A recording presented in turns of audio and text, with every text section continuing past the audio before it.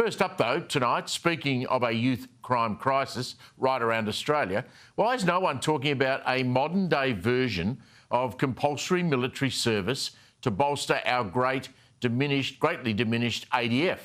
Now, look, I'm not talking about conscription.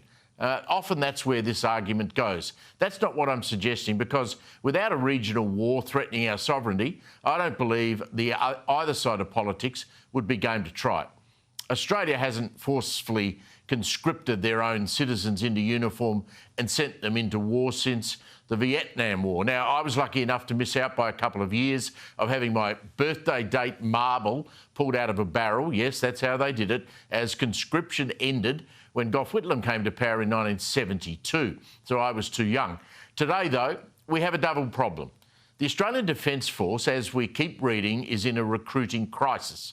And today we learn that a federal government plan, which was announced with great fanfare, to allow non-Australians who are from our Five Eyes intelligence countries, that means New Zealand, the US, the UK plus Canada, well, it's been a complete and utter dismal failure.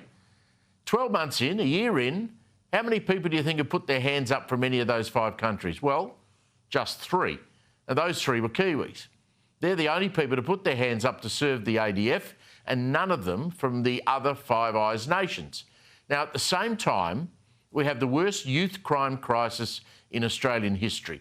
Teenagers, some of them as young as 12 and 13, are stealing cars every night, playing deadly chicken with police, invading private homes in the middle of the night, and arming themselves with knives and machetes. Leftist state governments who have appointed like-minded magistrates have no answer to this crisis. Just like the ADF have, it seems, no answers to a lack of willingness of young Australians to put up their hands to volunteer to serve in the Army, the Navy or the Air Force.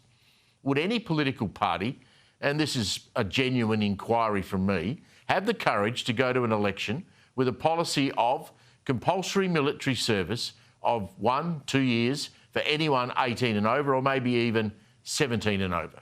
Now, of course, there would have to be exemptions to be worked out.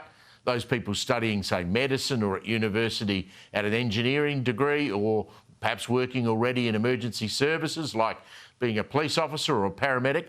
But 60 countries around the world still have compulsory time doing military training. Doesn't mean you go to war. You just train to be a soldier or a sailor or in the Air Force. Now, many of those nations, think Israel or Ukraine, obviously need numbers for national security. But what I am talking about, though, is using the assets we have in our military to straighten up young Australians in danger of losing their way. We've got huge resources that could train these people into a trade, for example. This could be done by training advantages sold to youngsters unable to, say, get an apprenticeship. It could be done by court order. It could be part of our education system even. You get enough young men and women into a scheme like this, and guess what?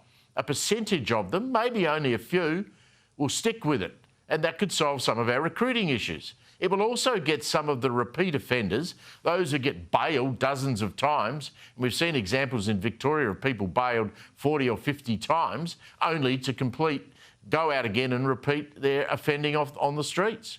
Look, it's a bold call, and I'm not naive enough to think it'll happen anytime soon, but why can we not have a national, sensible, rational debate about this at least? As an example of how this could work, have a look at Greece. Why do I mention Greece? Well, Greece is not at war. Greece is a sophisticated country with a magnificent tourism industry. All Greek men, and I had to look this up today, I had no idea, all Greek men aged between 19 and 45 must serve between 9 and 12 months in the military. Greece, as I said, is a modern nation like Australia.